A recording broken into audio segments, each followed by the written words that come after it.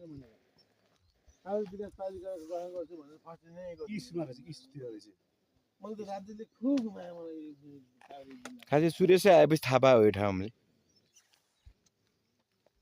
दाइ तपाईँ ललितपुर पारिपट्टि ललितपुर हो के अरे घुमिरहेको छ घर हुन्छ नि दाइ डाँडा नारायण थाका ट्याक्कै पछाडि छ नि दाइ यो माङ्काल के अरे हामीले यो सिसौँ भन्छ नि त अन्तिम गाउँ यो हुन्छ नि एउटा कति फास्ट आएको हेर त यो पछाडि छ त